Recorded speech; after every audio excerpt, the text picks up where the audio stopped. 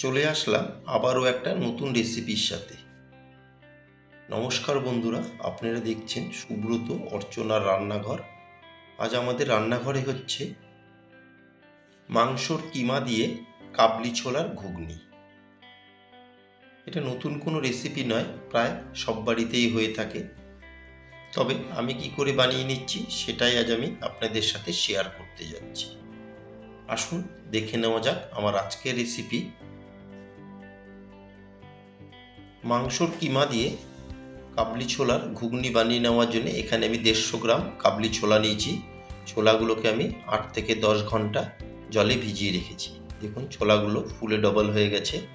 আর এখানে আমি নিয়েছি 200 গ্রাম মাংসগুলোকে ছোট ছোট পিস করে আমি কেটে নিয়েছি। এখানে একটা টমেটো নিয়েছি, টমেটোগুলোকেও ছোট টুকরো করে কেটে নিয়েছি।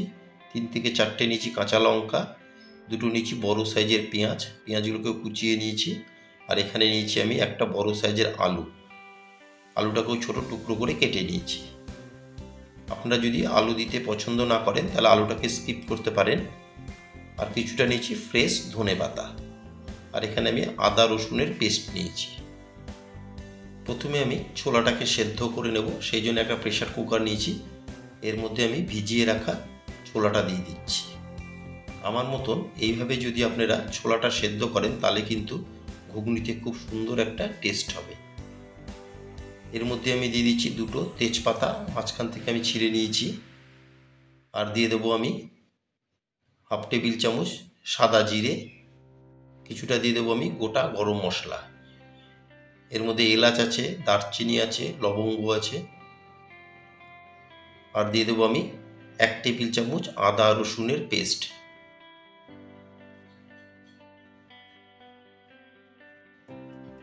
আর হাফ টেবিল চামচ দিয়ে দেবো নুন। 1/4 টেবিল চামচ দিয়ে দেবো গুঁড়ো হলুদ।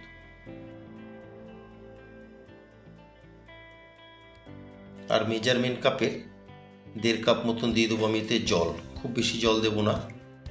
দিয়ে খুব ভালো মতন আমি সমস্ত কিছুকে এখন জলের সাথে মিশিয়ে নেব। এইভাবে একবার ছোলা সিদ্ধ করে ঘুগনি বানিয়ে দেখুন, ঘুগনিতে দারুণ সুন্দর একটা টেস্ট হবে। তারপরে প্রেসারের মুখটা বন্ধ করে আমি গ্যাসের ফ্লেম অন করে গ্যাসে বসিয়ে দিয়েছি। আমি 4টে সিটি মেরে নেব। 4টে সিটি মেরে নিলাম। এখন গ্যাসের ফ্লেম অফ করে আমি প্রেসারটাকে এই অবস্থায় আরও 5 থেকে 7 মিনিট রেখে দেব। আমি কিন্তু স্টিমটাকে বের করব না। গ্যাসের ফ্লেম অন করে একটা ফ্রাই প্যান বসিয়ে এতে পরিমাণ মতন দিয়ে দিচ্ছি সর্ষের তেল। দিয়ে তেলকে বেশ ভালো মতন গরম করে নেব। তেলকে ধোঁয়া ওঠা গরম করে এখন এতে দিয়ে দিচ্ছি কেটে রাখা আলুগুলোকে এরকম ছোট ছোট ডুমো করে কেটে নিয়েছি। দিয়ে আলুগুলোকে আমি একটু নেড়ে চেড়ে ভেজে নেব। 1 থেকে 1.5 মিনিট আলুগুলোকে ভেজে নিয়ে এর মধ্যে দিয়ে দিচ্ছি হাফ টেবিল চামচ নুন আর 1/4 টেবিল চামচ গুঁড়ো হলুদ। দিয়ে নুন হলুদের সাথে ভালো করে আলুগুলোকে মিশিয়ে নেব। নিয়ে আলুগুলোকে লালচে করে ভেজে নেব।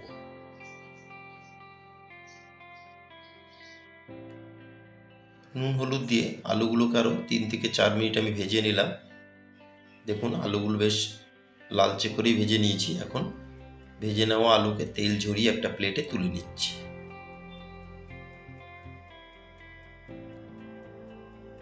ভেজে নেওয়া আলু তুলে নিয়ে ওই তেলেই দিয়ে দিলাম 2টো কুচনো পেঁয়াজ দিয়ে পেঁয়াজকে একটু নেড়ে ছেড়ে লালচে করে ভেজে নেব।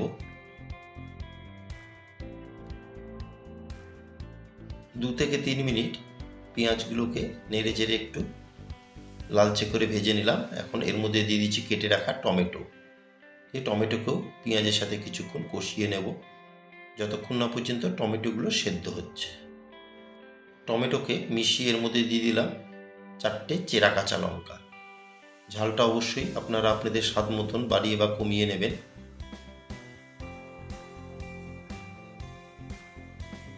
লঙ্কা দিয়ে আরও কিছুক্ষণ আমি কষিয়ে নেব।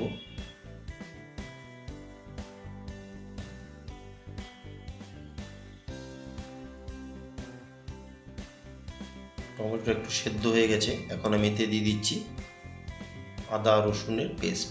আমি এখানে 2 টেবিল চামচ দিয়ে দিলাম আদা রসুনের পেস্ট। দিয়ে আদা রসুনের পেস্টকেও খুব ভালো করে টমেটো পেঁয়াজের সাথে মিশিয়ে নেব। নিয়ে এবার যতক্ষণ না পর্যন্ত আদা রসুনের কাঁচা গন্ধটা যাচ্ছে ততক্ষণ কষিয়ে নেব। আদা রসুনের কাঁচা গন্ধটা চলে গেছে, এখন এতে দিয়ে দিচ্ছি কিছু গুঁড়ো মশলা। প্রথমে দিয়ে দিলাম 1 টেবিল চামচ ধনের গুঁড়ো, 1/2 টেবিল চামচ দিয়ে দিচ্ছি জিরের গুঁড়ো, আর দিয়ে দেব 1/4 টেবিল চামচ গুঁড়ো হলুদ।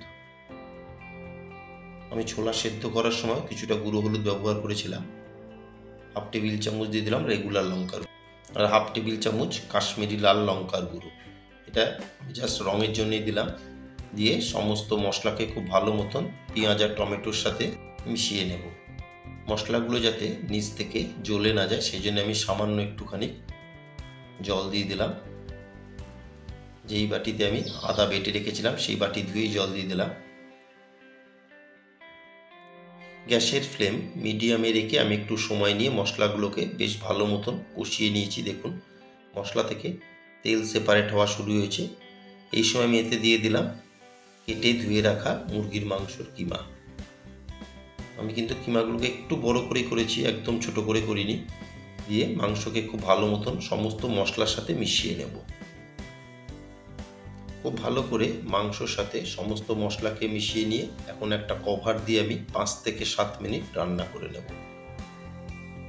মিনিট সাথে কভার দিয়ে আমি রান্না করে নিলাম। এখন কভার তুলে একবার আমি ভালো মতন নেড়ে চেড়ে মিশিয়ে নেব।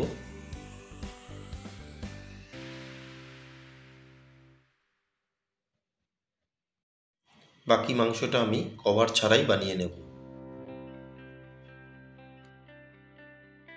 খুব ভালো করে মিশিয়ে নিয়ে এখন এতে দিয়ে দিচ্ছি ভেজে রাখা আলু। দিয়ে আলুকেও আমি মাংস মশলার সাথে ভালো করে মিশিয়ে আরও কিছুক্ষণ আলুকেও কষিয়ে নেব।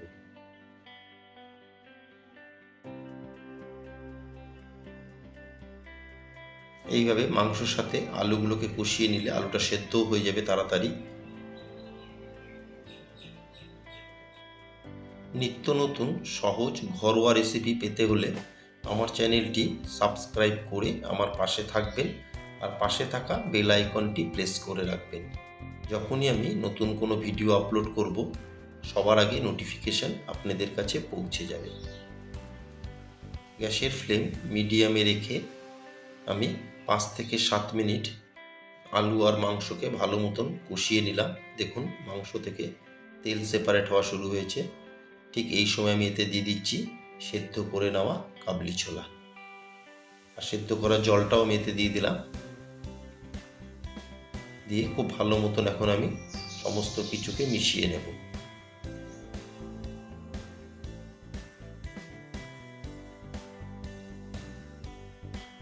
তিন থেকে 4 মিনিট এখন আমি এইভাবে একটু কষিয়ে নেব মাংসর সাথে ছোলাকে।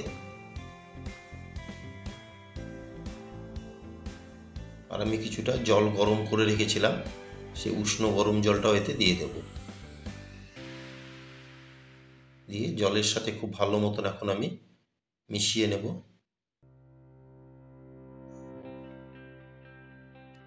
ছোলাগুলোকে আমি আগের থেকেই প্রায় 80% সেদ্ধ করে রেখেছিলাম। এখন একটা কভার দিয়ে 10 থেকে 12 মিনিট গ্যাসের ফ্লেম হাইতে রেখে আমি রান্না করে নেব। কভার দিয়ে আমি 10 মিনিট রান্না করে নিলাম। 10 মিনিট পর কভার তুলে একবার ভালো মতন মিশিয়ে নেব। এখন আর কভার দেব না, কভার ছাড়াই বাকি রান্নাটা করে নেব। এর মাঝে নুনটাও আমি একবার চেক করে নিলাম। নুনটা একটু আমার কম হয়েছিল, আমি আরও 1/4 টেবিল চামচ দিয়ে দিলাম নুন। দিয়ে নুনকে খুব ভালো মতন মিশিয়ে নেব। নুনকে মিশিয়ে এখন দিয়ে দিচ্ছি আমি 1/2 টেবিল চামচ গরম মশলার গুঁড়ো। দিয়ে গরম মশলার গুঁড়োকেও একবার খুব ভালো করে মিশিয়ে নেব। গরম মশলার গুঁড়ো দিয়ে আরও 1.5 থেকে 2 মিনিট আমি রান্না করে নিলাম। এখন নামানোর আগে আমি এতে দিয়ে দিচ্ছি কিছুটা ফ্রেশ কুচনো ধনেপাতা। দিয়ে ধনেপাতাকে খুব ভালো মতন মিশিয়ে নেব। আমার আজকের রেসিপি মাংসর কিমা দিয়ে কাবলি ছোলার ঘুগনি আপনাদের কেমন লাগলো অবশ্যই একটা কমেন্টের মাধ্যমে জানাবেন। যদি কোনো অংশে ভালো লেগে থাকে একটা লাইক, শেয়ার আর ছোট্ট করে একটা কমেন্ট করতে কিন্তু ভুলবেন না। গ্যাসের ফ্লেম অফ করে একটা সার্ভিং বলে আমি তুলে নিলাম। মাংসর কিমা দিয়ে কাবলি ছোলার ঘুগনি শুধু মুখে তো খুবই ভালো লাগে খেতে, এছাড়াও আপনারা রুটি, পরোটা, নান সবার সাথে এটা পরিবেশন করতে পারেন। সবাই সুস্থ থাকবেন, ভালো থাকবেন। আবার দেখা হবে পরবর্তী একটা রেসিপির সাথে।